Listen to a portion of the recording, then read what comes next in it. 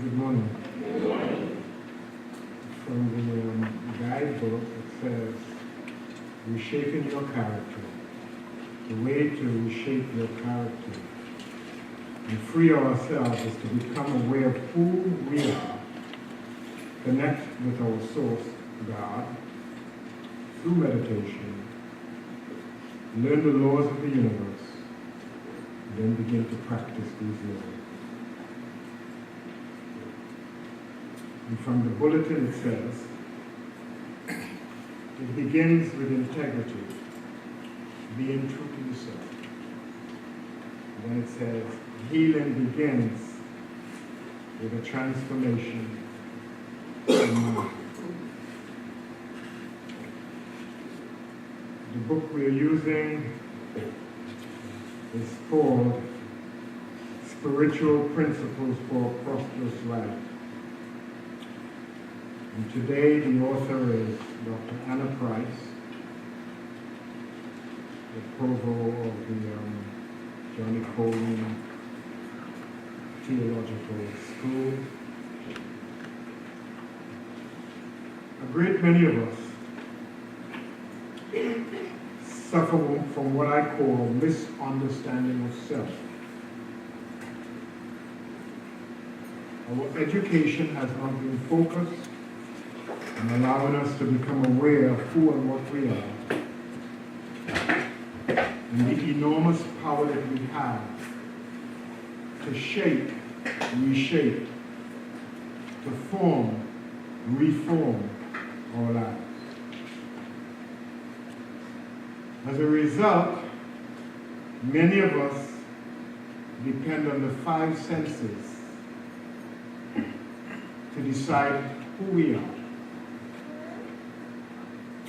We judge ourselves based on the prevailing market standards set by the modern day preachers who I call the marketing experts, who set the fashion and the lifestyles for today. As a result, we spend a lot of money and a lot of time trying to create makeovers. We do a little tuck here, a little snip there, and then we seek out concoctions that they say will help. We go when we do The Biggest Losers,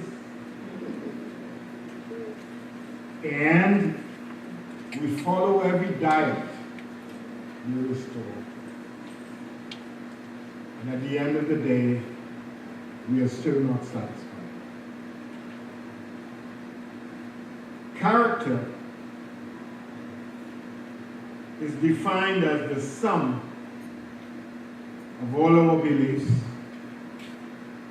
attitudes, personal traits,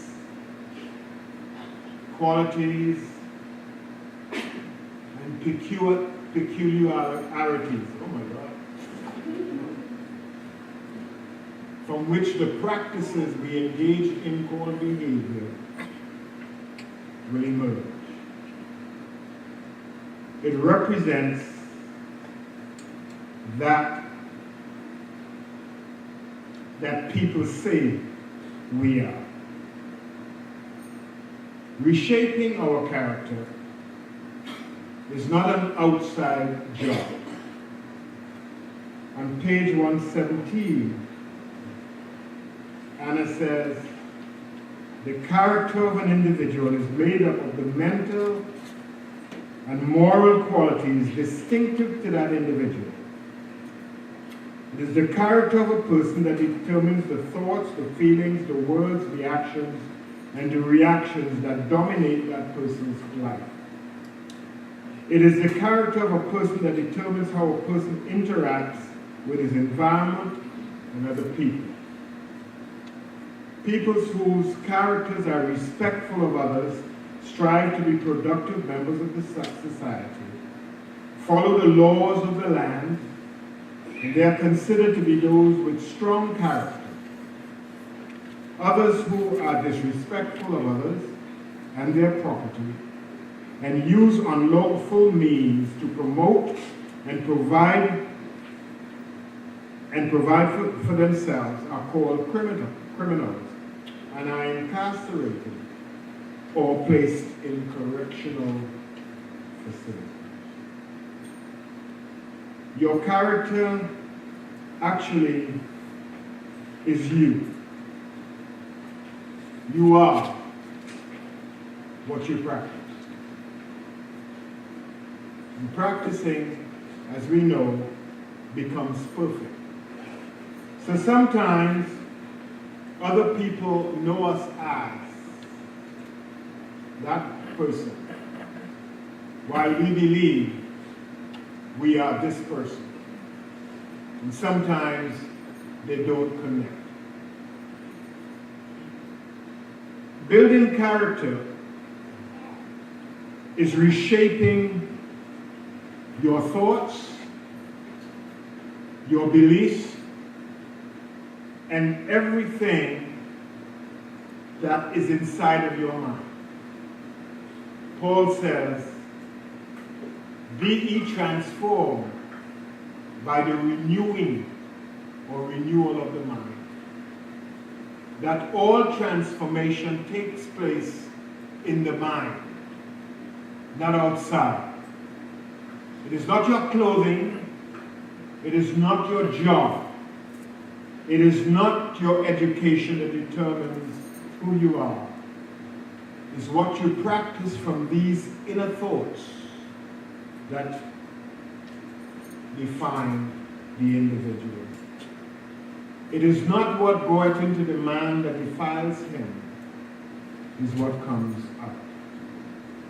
By our fruits we are known. What we practice become us, and the fruits of our lives are born in the presence of others. The universe is a system of exact laws, and when these laws are broken, the consequences can be incarceration in our own lives, not going to prison, but in our own living experiences. We go to jail. We suffer the embarrassment of not producing, not being trusted, not knowing who we are, and losing our reputation. Anna Price says, she indicates that prison was meant to protect the rest of the society from the individual, to punish and at the same time to rehabilitate a mind that is lost and depraved. I am saying, and I'm putting it to you, I'm putting it to myself this morning, some of our actions and some of our words and some of our reactions place us in a place that we could call prison. We do the same thing over and over. As Einstein says, doing the same thing over and over again and expecting things to be different is insanity. Many of us are repeat offenders because we do things over and over. We suffer. We keep suffering, and we keep doing the same thing over and over. We are disrespectful of others because we do not respect ourselves.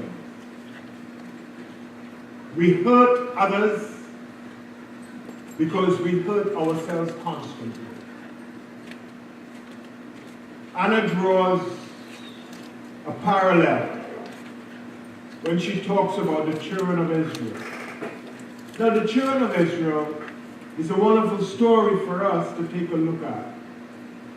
They did not go into Egypt by force. They went in willingly, and they stayed too long. Sometimes doing a thing at the first time is okay. The results might be okay for that moment. But sometimes we repeat doing it over and over and experience a different result from the first time. And yet we persist in doing it, meaning we stay in bondage to the things we do not like anymore, but we continue to enjoy them because we believe we can't do any differently. The wilderness experience that they endured for 40 years, it was a time for them to clear their minds of the practices of the past so that it could prepare themselves for a new experience called the Promised Land. Change is a long-time commitment to do new things. Most of us believe all we need to do is to make the change today, go back to the old pattern, and it will see new results. No. The Promised Land is a process that we come to at the end of practicing for a long time. How long? 70 times 7. Changing your character does not happen overnight because you have spent your entire lifetime creating the one that you have now. So it will take a period of time to change your character, to become known as a different person. For instance, I may go to church today and I hear a wonderful sermon that touched my heart. And I realize that some of the things that I may have been doing in the past, not so good anymore. Okay, I like what was said. And I go home and I write it down and I say, okay, I begin, and that's it. But remember that the people who know you by your character still will see you that way until you begin to do what? Do things differently. The New Testament has the story of this guy named Saul of Tarsus. Now Saul was a very religious person who believed that what he believed was the only belief that everyone else should believe. He was a Pharisaic Jew, and his belief was placed up there in the hierarchy of Judaism at that time. So, after the death of Jesus, and the disciples began to spread this new gospel, this new way of thinking about that old way of thinking called Judaism, Paul began to persecute these people who were trying to change their mind about an old position. And we come to know him at the stoning of Stephen. He was the one that abated, went out and accused and did, and then he stood by, gathered the people's clothes and waited until they stoned him to death. You see, sometimes we don't commit the act, but we egg people on. We believe that what we believe is the only thing should be believed. And then what we do is we get other people. We go, and then some of us are so hypocritical. And we have, did you see what he did? No. Look again. No, no, no, no, no, no, no. Seriously. Look at him. Until you convince that person that what he's doing is wrong. And then you tell the person, you know, I really don't like it, you know. We should do something about it. Here is the sword, you kill it.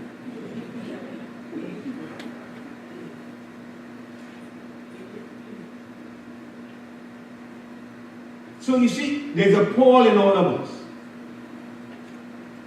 A mind that believes that what it is all about is the only thing that everybody else should do. And we are willing to get other people riled up to destroy what we don't like. And we stand by on the outside, provocate, push, spend our money to make sure that a deed is done. But we don't get our hands dirty. Anybody, come, let's talk. Anybody can relate to that? Hello? Can you relate to that? Yes. Have you ever done that? Yes. Well, Paul did that. And it says that he got so good at it that he went to the high priest and got letters. Say, I am the head guy.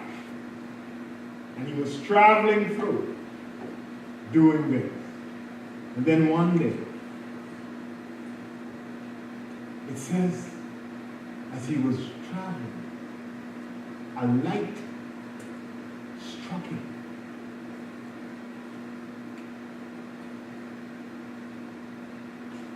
Have you ever been doing something for a long time? And one moment, you had a reality check. And something inside of you said, oh my God, you mean all these years I've been doing that and I've been wrong? Oh, and a shame comes over you. Hello there. You ever had that?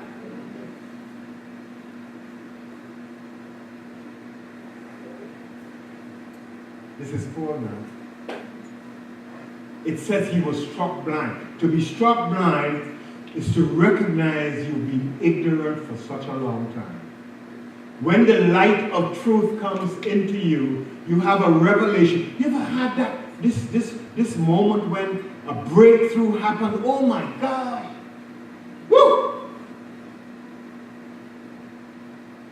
And you realize how ignorant you've been. Do you ever tell yourself and jump up, oh my God, I've been ignorant? No, you go hide. Don't you go hide? You go hide because all the people you have been fooling, you don't want them to see you. So Paul went away for a while so he can get his mind reshaped, that he can begin to rebuild his character, not to be known as a murderer anymore, a persecutor anymore, but to become a different person. When that light strikes you, that light hits you to realize you've been doing things not the right way for a long time. I'm not going to say the wrong way.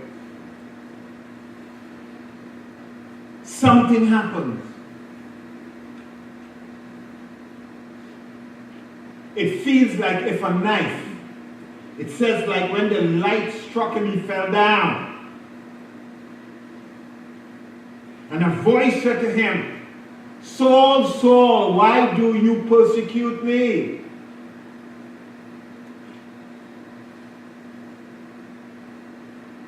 Because you know, in reality, when we set out to destroy others, we are actually destroying ourselves. Because the first person that is destroyed is you. When you become depraved, you are destroyed. You can't destroy me. You may kill this body, but the idea that I bear will go forth. Same thing like Jesus. They persecuted him, put him on the cross, killed him. And today we are talking about Jesus of Nazareth, what he said and what he did today, 2,000 years ago. You cannot kill an idea. So why be afraid of he who may destroy the body? Be afraid of he who can cause you to change your mind. All reshaping of mind begins with a revelation of truth that hits you, that hit Moses and said, when Moses realized, my duty won't help my people. He made excuses and said, well, I can't speak well. I will provide that for you. Well, I'm afraid of the Pharaoh. Fear not with the Pharaoh, with the thing. I will provide you. Because whatever spirit wants you to do, it will provide a way for you to do. Stop making excuses, because some of us, you see, some of us need to get out of the gang we are running with. Because we keep getting into trouble. But we are afraid to get out of the gang. And your gang are actually your best friends who keep you locked in to the same behavior, the same practices. And you can't get away because they have things on you that you don't want them to go tell anybody. Have you ever been in a situation? You want to leave, but you can't leave because they know so many things about you that if you leave, you feel that they're going to talk behind your back. Ever been there? I don't know. I've been there. This nice, sweet man that you see here has not always been nice and sweet. He had to work on his character too. You want to know what I did? I did nothing that broke the law. Maybe universal law, but not the laws of society. One thing I was straight. To a certain point. But I'm saying that all of us have sinned. All of us have made mistakes. All of us have broken the law. We come, it's 12 o'clock at night. We're driving. The traffic light is red. We take the foot off the brake and peep out. Up and down. And we go straight. And then we tell people I have integrity. I'm honest. I am truthful. I'm all kind of stuff. All of us have sinned. We have made mistakes. Stop judging other people out of the contents of your heart.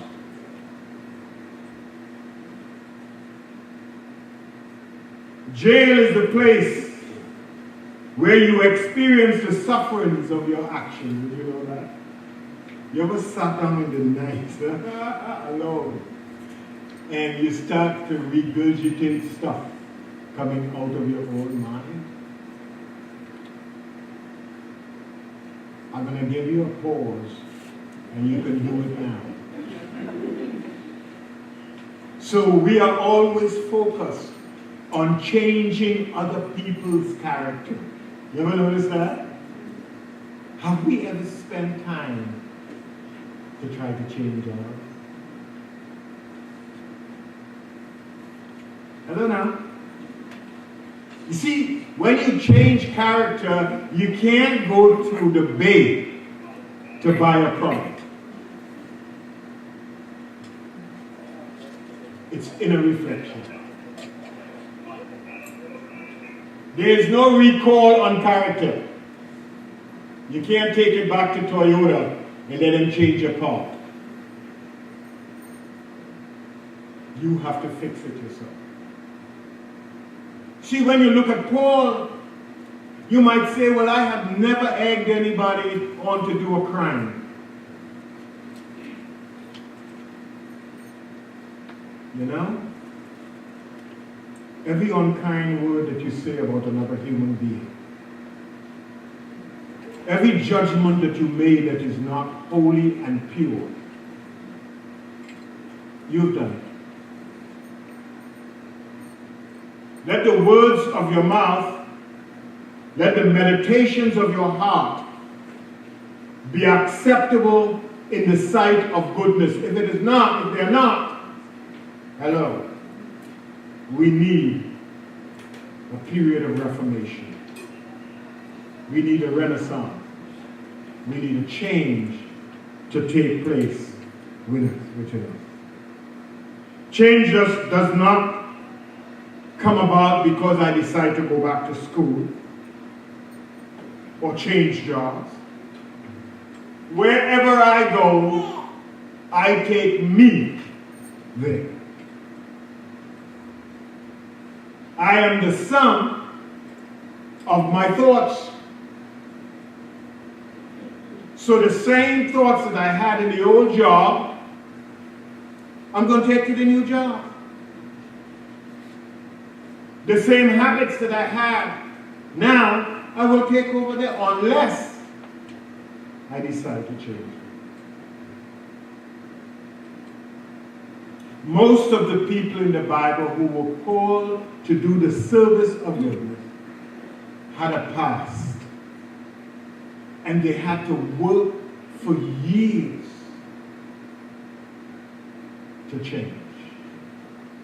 Change does not come about because I have said I have changed. No. By your works, by your deeds, you are known. There are two stories I want to share with you. And you've heard them before, but I like them at this time about transformation. A priest was walking along the road and he saw a snake, battered, having been beaten, half dead. Picks up the snake and took it home.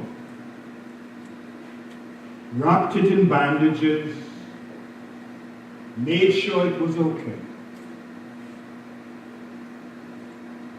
The snake healed. And one night, as the priest was in his bed, the snake crawled up and set, bit the priest. The priest, realizing it was a poisonous snake, why did you do that? When you picked me up, you knew I was a snake. You knew I was poisonous. You helped me with the outside, but you did not help me with the inside. See, sometimes we pick up strays on the road in our lives. And we believe that we have the power to change anybody.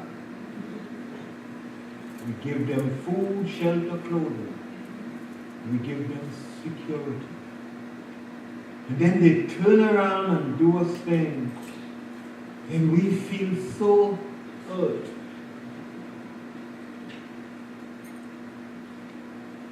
When we are bitten.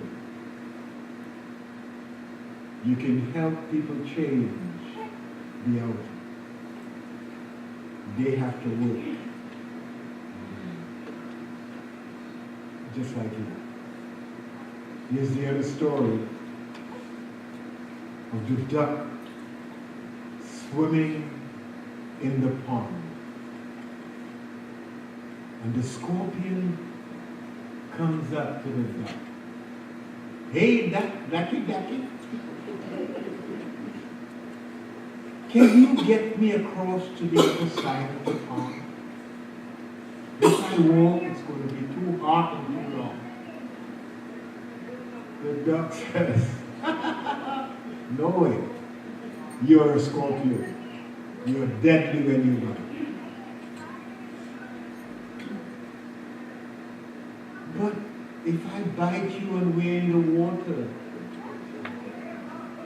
both of us going to die. Because I can't swim. The duck. Yeah. Some reason. Yeah, that's good. Come on, jump on my back. And half a way across the pond, the scorpion stung the duck. And the duck said, why did you do that? The scorpion said, I couldn't help it.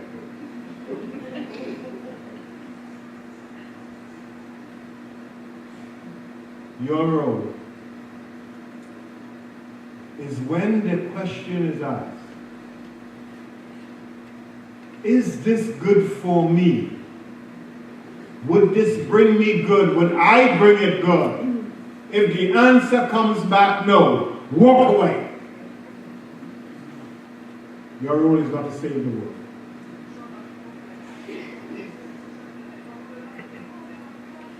You get it? Character is not something that can be played with. This is serious work. This is who you are. Who you are is so important to where you will go from this point forward.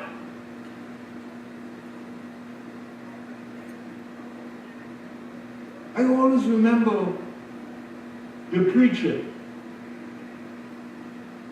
who would always preach about mother's love. The greatest love of all is the love for mother. Your mother has brought you, nurtured you, feed you, clothed you, and takes care of you. Love your mother. And one day, you know, in every church you have little busybody women. Not saying here. And two of them decided they're going to make a visit to the minister to take some provisions for the minister. They knocked at the door and he was not, nobody was home. And they went to the back. And there was an old shack in which they had the smell of molasses was coming from. So they went and peered into the door, and they saw an older woman lying on a cot, looking dilapidated, and the place was a mess and mice and roaches and all kinds of stuff. So they said to her, ma'am, we're here to see the minister. We brought something. And she said, I don't think my son and his family are here. He was having her at the back in an old shanty declared place. That is his ability to appreciate Mother's Day. So some of us could talk up a good story, but when the truth is revealed and we are called to testify, we lie. We are dishonest and we have no integrity. Your character is so important. It travels before you, long before you get there. Once your name is mentioned, that is your character. Your name and your character are one. There might be many Toms, but when I say Tom Harris, something jumps out in the minds of others to differentiate that Tom from the other Tom.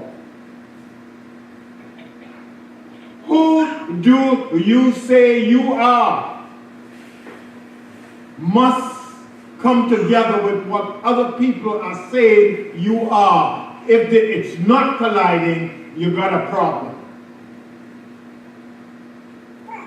Yeah. Some of you are like you went to sleep. Are you with me? Yes. Change does not come about because I went back to school and I got a PhD.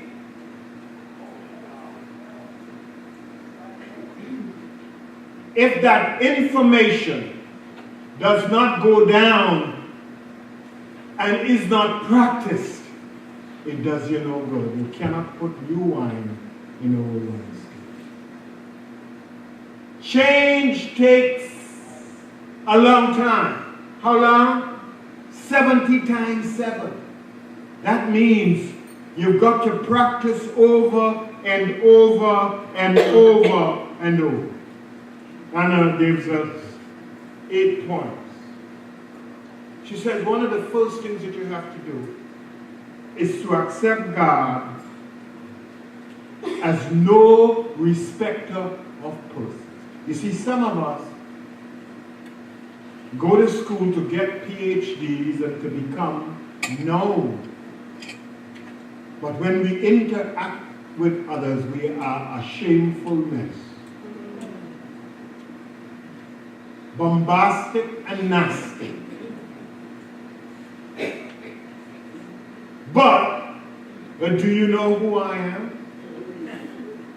I am Dr. So-and-so. But you don't act like one. Because I think you're disrespectful. Hello now? Hello? The law of the universe does not differentiate based on your qualifications. The law of life is exact. All of us are one. We must treat each other with love.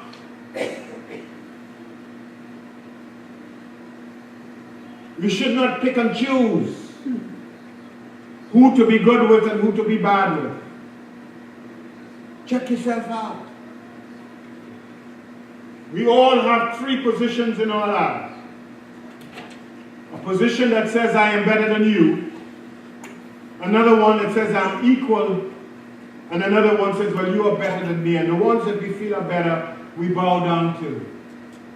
The one equal, we try to be assertive with. And the one that we think is below us, we treat like dirt. Integrity says, I am one with you. It doesn't matter what you look like, where you came from. I am one with you. God is no respecter of persons. Accept the power of your mind. You see, your mind is the most powerful thing that you have. You can think a thought and manifest a thing. Gosh! You could make anything happen just by thinking about it and setting about to change the circumstances so that the newness that you want could come about. She says, accept one thing, that as you think, so will be your life. As within, so without. That your experiences are the results of your thinking. I don't know. So if you want to change your experiences, you must work on changing the way that you think. Think about it. Do you think that you are a victim? I don't know. Some of us believe we are victims.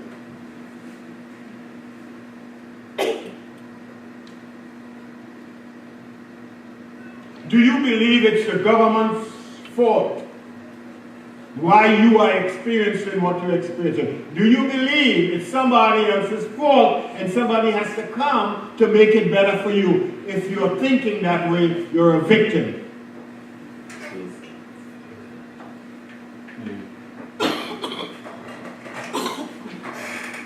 then you will be treated as a victim. Because it doesn't matter how you're treated, you will feel you're being treated like a victim. Do you feel abused? That's the new norm. Everybody has been abused. That's a victim mentality.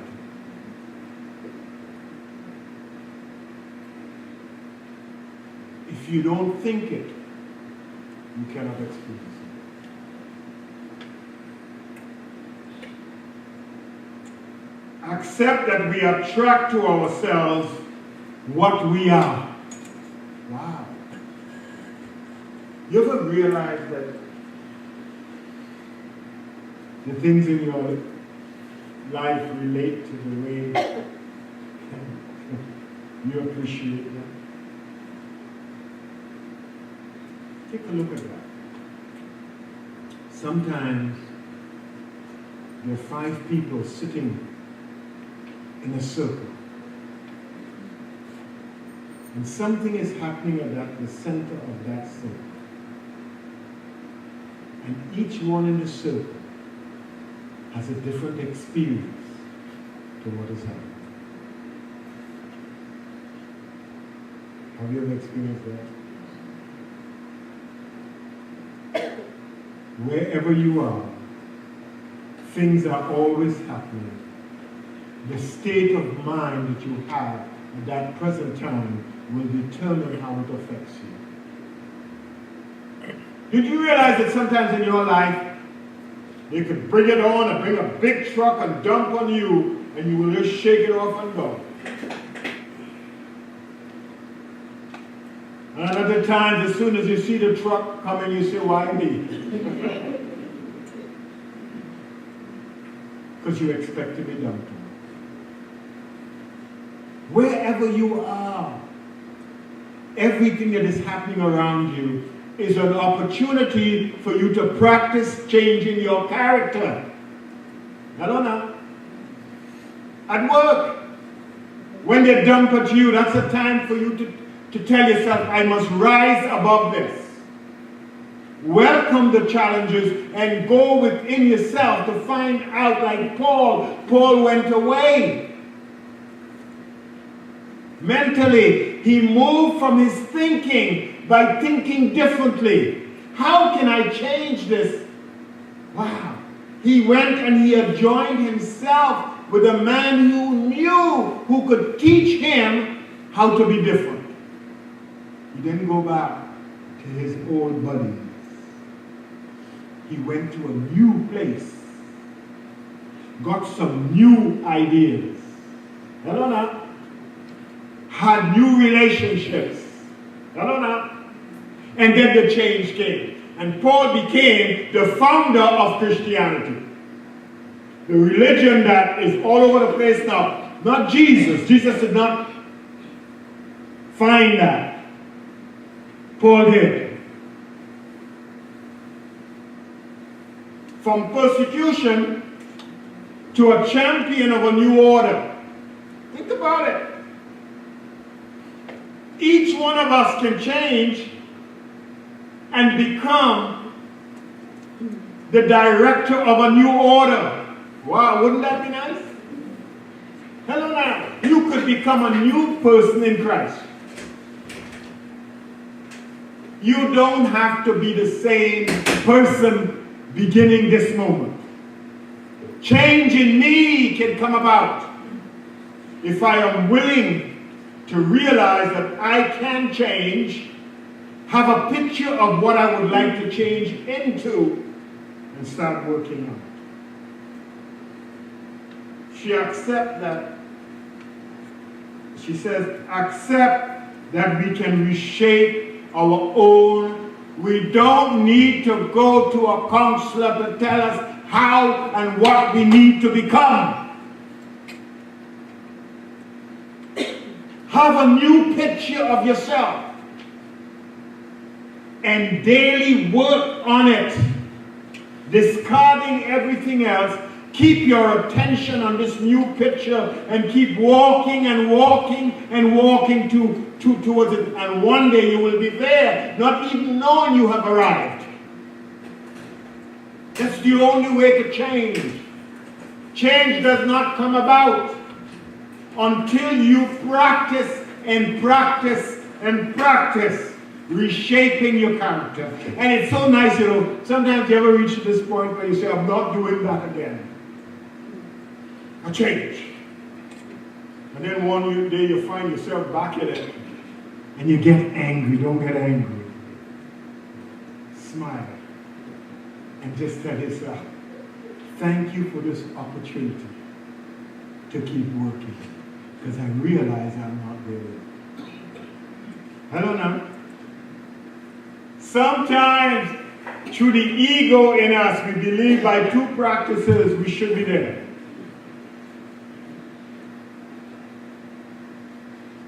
Conquering takes many battles. It takes many battles to win a war. A war is not made up of one battle. Several battles on different fronts. Because remember that your character affects your financial state. Hello now?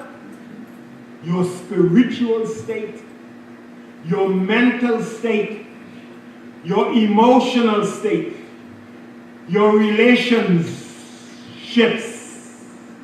Hello now? Wherever you are, your attitude plays an important role in what's happening in your life. Think about it.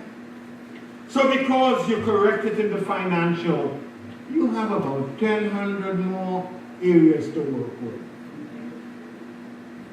Hello? Simple things like you wake up in the morning, you go to work, and somebody says to you, oh, what a wonderful day. Because you haven't had your coffee yet, you say, well, what's so wonderful about it? That needs to go. I don't know. That needs to go. If you want to be a happy person, wherever you are, you must be demonstrating happiness. She says, deny any belief that there is anything other than good wherever you are. Hello there. Wherever I am, there is only good. And because I come in the nature of good, good could only happen to me. Only look for good. You know, some people, they're always trying to pick out. What's wrong with that leaf? They go to the center where nobody else could see the leaf and find a fault with that leaf.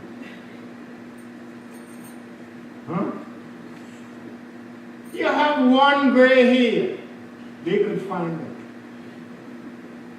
Always looking for something to condemn the whole thing. Change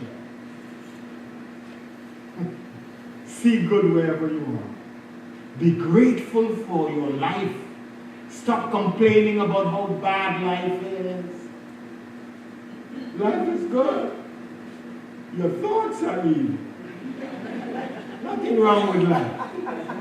It's your thoughts and your beliefs and the habits that you have that are bad. There's nothing wrong with what God has given you. You have mistreated your mind. To change your character requires that you reshape your mind. It's not easy to reshape your mind, you know, because the first thing you tell yourself is what? It's hard. As soon as you declare that it's hard, you can't reshape. You understand what I'm saying? You have to declare that on this pathway, things will become easier for me the more I do. Don't use words like hard, difficult. Don't do words like impossible. It will take a miracle. No. Miracles are everyday occurrences that flabbergast your mind because you didn't believe it could happen. I am standing here right now, and it's a miracle. The mere fact that I could take in enough breath to stay alive is a miracle. The mere fact that I could take words and string them together to make sense is a miracle, because I don't know how I could do it. That's a miracle. I don't know. Every morning that I get up, that's a miracle. That I could get up and put my foot out of my bed. My God, that's a miracle. Be grateful for the things that are happening in your life and stop complaining about the things that are not happening. Because a lot of us do that. You have good relationships? Hello? I need to work on mine. All of my relationships I need to work on. I had some friends that I was walking with every Saturday morning. They don't call me anymore. I need to work on those. It's not their fault, it's my fault. I'm not blaming them. I'm just bringing that to light. I need to work with that. You know, I may have been dependent on them calling me. I need to reach out. I don't know. If it's not happening in your life, it's not their fault, it's your fault. Stop blaming them. The only person in your life is you. If it ain't right, it's you. If it's right, it's you. Needs to be changed, it's you. You get what I'm saying? You don't blame other people. That's part of a character flaw.